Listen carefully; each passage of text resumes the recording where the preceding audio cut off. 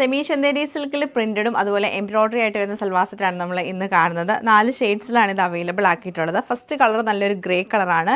ഗ്രേയും ഒരു reddish maroon കളറിലും വന്നിട്ട് അതിൽ എംബ്രോയ്ഡറി വരും. സാൻഡൂൺ സിൽക്കിൻ്റെ ബോട്ടവും സെയിം പ്രിൻറ്റഡ് ആയിട്ടുള്ള ദുപ്പട്ടയാണ് ഇതിൻ്റെ കൂടെ പെയർ ചെയ്തിരിക്കുന്നത്. പിന്നെ നമുക്ക് വരുന്നത് നല്ലൊരു ഗ്രീൻ കളറാണ്. നെക്സ്റ്റ് ഷെയ്ഡ് വരുന്നത് മൗസ് ഷെയ്ഡ് വരും. ലാസ്റ്റ് നമുക്കൊരു ഗ്രീനും ഗ്രേയും കൂടെ മിക്സ് ചെയ്തിട്ടാണ് ഇതിൻ്റെ ഒരു കളർ വന്നേക്കുന്നത്. അങ്ങനെ 4 ഷെയ്ഡ്സാണ് നമ്മൾ കാണുന്നത്. 4ൻ്റെയും കളക്ഷൻ നമുക്ക് ഡീറ്റെയിൽ ആയിട്ട് കണ്ടുവെക്കാം.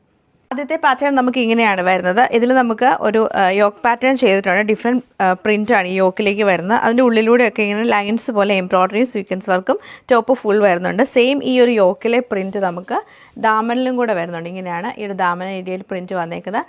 ബാക്ക് സൈഡും സെയിം പ്രിൻറ്റ് തന്നെയാണ്, പക്ഷേ നമുക്ക് എംബ്രോയ്ഡറി അതിൽ വരുന്നില്ല.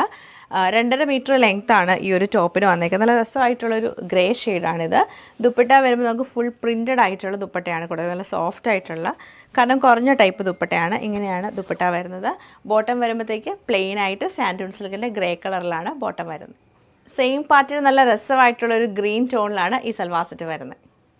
നല്ലൊരു മൗസ് ഷെയ്ഡിലാണ് ഈ സെറ്റ് വന്നേക്കുന്നത്. എൻ്റെ അതിൽ ഫ്ലോറൽസ് ഒക്കെ നമുക്കൊരു ഡാർക്ക് ഓണിയൻ കളറും ഒരു ബ്ലൂ ഷെയ്ഡും കൂടെ മിക്സ് ചെയ്തിട്ടാണ് വരുന്നത്. സെയിം ബോട്ടവും ദുപ്പട്ടയാണ് ഇതിൻ്റെ കൂടെയും പെയർ ചെയ്തേക്കുന്നത്. നല്ലൊരു ഗ്രേയും ഗ്രീനും കൂടെ മിക്സ് ആയിട്ടാണ് നമുക്ക് ഈ ഒരു സൽവാറിൻ്റെ കളർ വരുന്നത്. പ്ലെയിൻ ബോട്ടവും അതുപോലെ തന്നെ പ്രിൻറ്റഡ് ആയിട്ടുള്ള ദുപ്പട്ട തന്നെയാണ് ഇതിൻ്റെ കൂടെ പെയർ ചെയ്തേക്കുന്നത്.